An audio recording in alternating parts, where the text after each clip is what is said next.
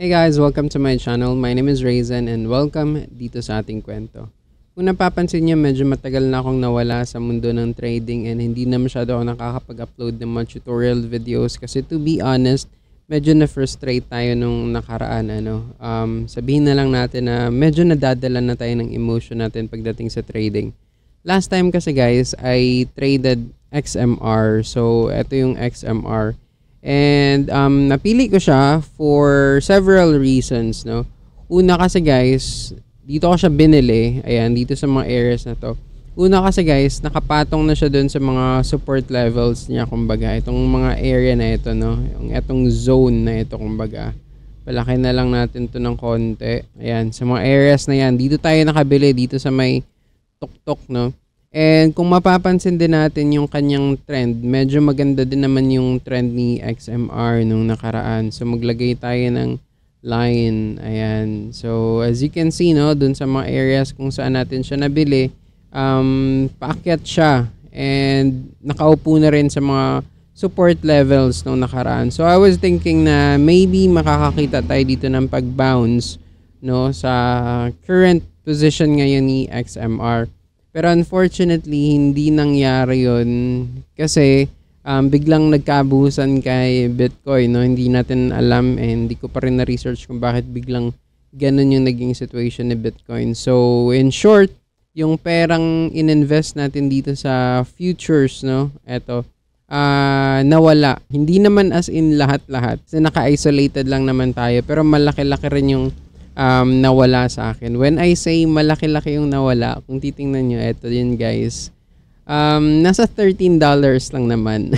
So sir, kung i-convert mo yan sa Philippine pesos, parang mga nasa 700 pesos lang naman yan. OA ka naman sir, hindi naman yan as in ganong kalaki, no? Hindi siguro ganong kalaki kung malaki yung capital mo. Pero kung yung capital mo lang nasa 1,000 pesos, no?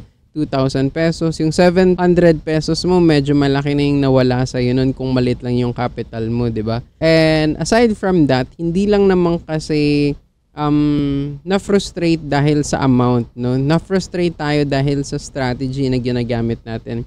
So I thought yung strategy ko is okay, pero sa ganitong type ng market pala hindi. So ayun, nasunog tayo dito. Hindi naman totally nasunog, as what I've said, naka-isolate tayo, pero ayun na nga, $13 yung nawala sa atin dito. Malaki na rin yun para sa mga maliliit lang yung capital. And hindi lang yun guys, no? Nag-trade pa tayo ng iba pang coins and natalo rin tayo nung nakaraan. So, nagsunod-sunod yung talo natin ng mga previous months and dun ako medyo na-frustrate kasi sa business kasi namin guys, hindi din ganun kalaki yung kitaan sa business namin, no? Kumbaga itong trading is more on backup lang talaga. Yung main source of income namin is business. Pero ang nangyayari sa business namin, medyo ano rin siya guys, medyo mahina rin siya and may mga times talaga na walang customers, no? Walang sales for that day.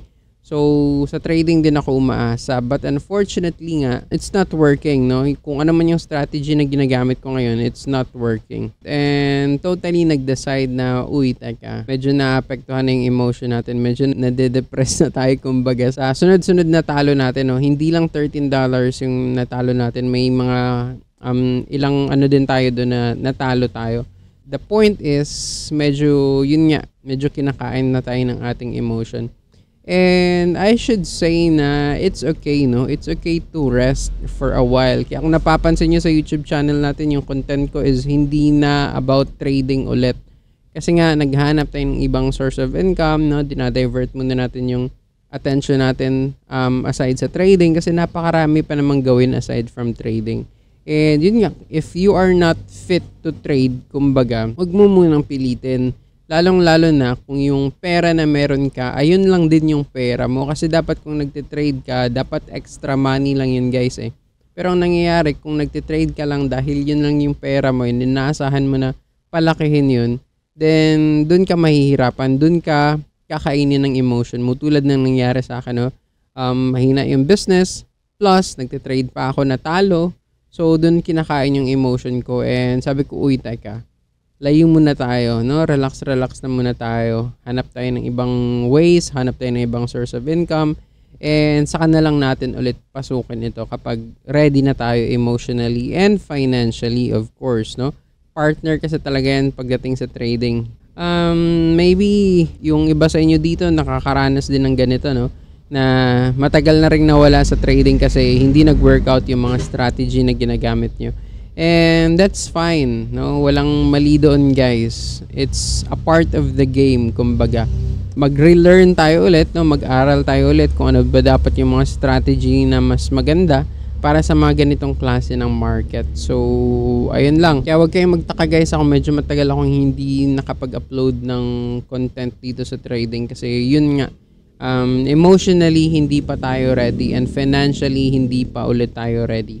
So mag-iipon ulit ako ng pang-capital natin dito sa trading, no. Ito kasi yun, guys, so tingnan nyo, buy. Naghabol ako actually nung pagbagsak ni XMR dito, naghabol tayo. Dito sa napakalaking candle nito, naghabol tayo dito kasi ayaw sana nating matalo, umiiral yung pride, kumbaga. Buy. Napakaraming buy, no. Every time na nagdi-dip, nag-buy tayo hanggang sa hindi na nakayanan ng ating pondo, nagbenta na tayo, no?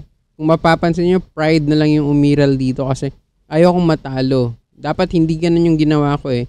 Kapag pababa ng pababa yun, dapat hindi ko na siya sinasalo. Kumbaga, don't catch a falling knife. Pero ang nangyari, dahil nga ma-pride, no? Bili hanggang sa wala na. Sumuko na rin yung pondo na meron tayo. And yun na nga, nag-exit na tayo. So, ganun lang. Yeah, that's part of the game. Hindi lahat ng panahon panalo.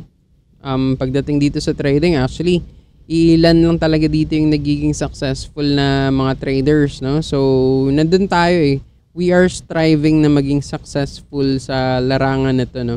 And hindi tayo nalalayo sa iba. Sabi nga nila, ilang percent lang ng trading community yung nagiging successful talaga. So, hopefully, makapag-learn ulit tayo ng mga bagong strategy na may apply natin sa ating mga trades. So, yun lang. Ewan ko, may natutunan kayo. Basta, see you na ulit sa mga susunod na videos. Bye, peace out.